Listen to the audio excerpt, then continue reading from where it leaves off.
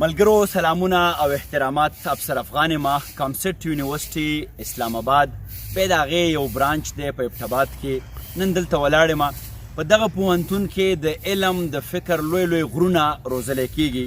په زما د پاره چې خوشبختی ده نو هغه دا ده چې نن زه دلته یو ناڅاپي مشاعره ریکارډ کوم او په دغه مشاعره کې یو ځل بیا دا شرف به ماته ترلاسه شي چې د پښتون وطن یو ډېر وتلی پیژندلی ادیب شاعر او په تیره د هغو چې کوم خپل شعبه ده یا څانګه یا برخه هغه ډرامه ده، ډرامه‌نګار نورالبشر نويد صاحب سره به نن دغه ناڅاپي کې تاسو مخامخ کومه.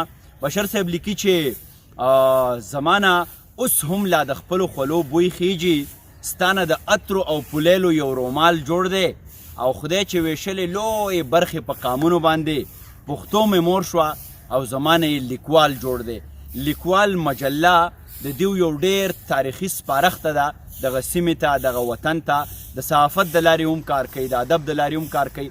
بشر صاحب سره به نن په دغه ناڅاپي مشاعره کې صدارت به یې هم هغو کوي او اول به سره زه خپل یو دوه درې شعرونه شریک کړم او بیا به بشر صاحب خپل صدارتي خطبه او شعرونه شریک کړي. ما سره راځئ.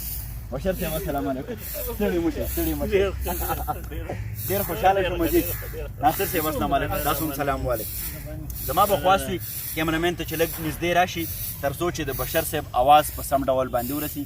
بشر صاحب ناڅاپي مشاعره زه یو سلسله کومه او د 300 نه د دې ټوکونه برختلي دي.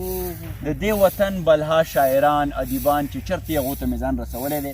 خوشحاله یم چې نن تاسو هم دلته یې په یو ځای یو. نو اول به راته زه خپل یو څو شعرونه ووایم جي او بیا به تاسو صدارت دی نو تاسو به راته شعرونه ووایئ. بشر صاحب شعر دی چې دلته په چا پسې قصې نه کېږي، دلته په چا پسې قصې نه کېږي چې به په ما پسې قصې نه کېږي. او بیا شعر دی چې ته نه بیبې نه لالای ځوانه خود به نو تا پسې قصې نه کېږي او په مکمله توګه هیر شو رانه په بې وفا پسې قصې نه کېږي. بشر صاحب په مکمله توګه هیر شو رانه په بې وفا پسې قصې نه کېږي. او بیا پکې شعر دی چې دلته انسان داسې دهشت خور کو چې اوس په بلا پسې قصې نه کېږي. دلته انسان داسې دهشت خور کو چې اوس په بلا پسې قصې نه کېږي. او منګه که خپل عدم صحیح وروزو بیا به هوا پسې قصې نه کېږي. او افغان ستا قصې رښتیا وي او په رښتیا پسې قصې نه کېږي. هم د دغې سره ډېر محترم نورالبشر نويد صاحب ته په دغه شعر باندې بلنه ورکومه چې د مینې شمع په دې زول کې رسولو ترتا ما د ژوندون په تیرولو څومره زور کړی دی. ډېر محترم نورالبشر نويد صاحب ته بلنه ورکوم.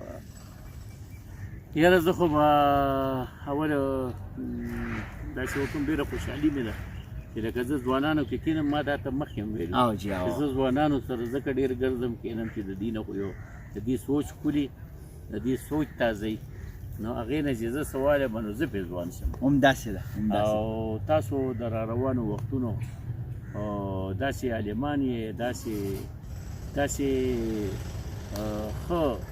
ښه روزلي شوي بچي به یې چې ستاسو نه کوم نسل بیا راځي نو هغه د ټولنې له، د پښتون وطن له، د پښتون افغان وطن له ډېر ښکلی نسل ورکړي.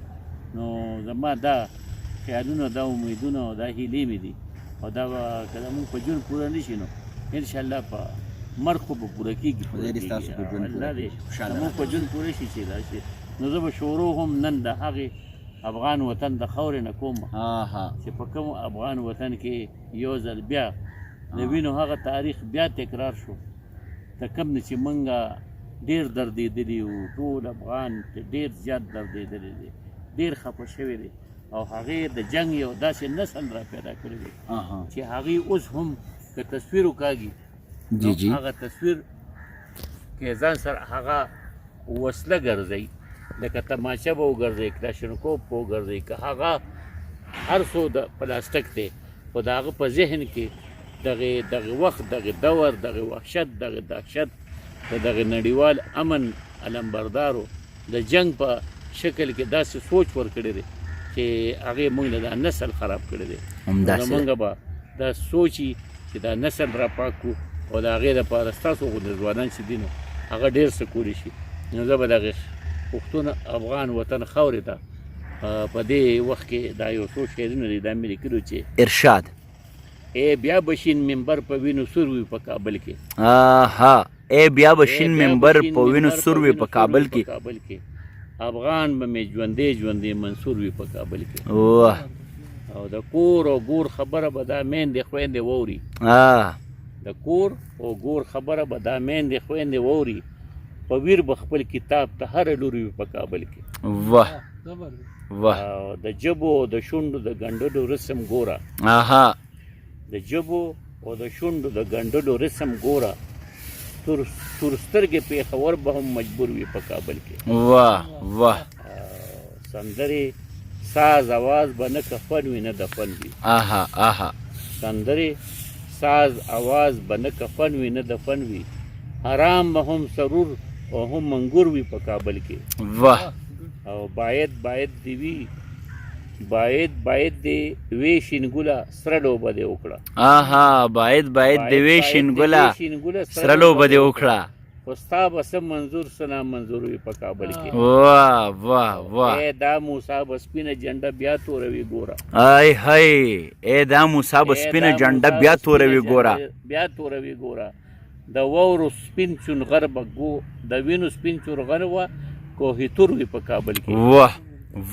دا موسی به سپینه جنډه بیا توروي ګوره.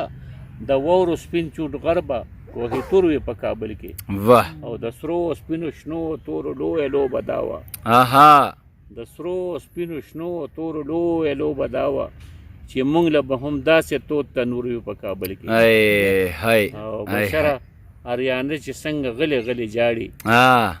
بشره اریانه چې څنګه غلی جاړي. خاموش به د شهید د روح غرور وي په کابل کې. واه بشر صاحب ډیره زیاته مننه کومه ملګرو.